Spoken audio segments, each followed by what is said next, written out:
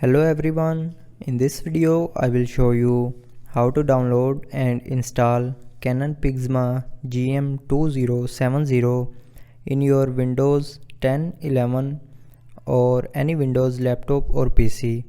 So follow every single step as I am showing you in this video.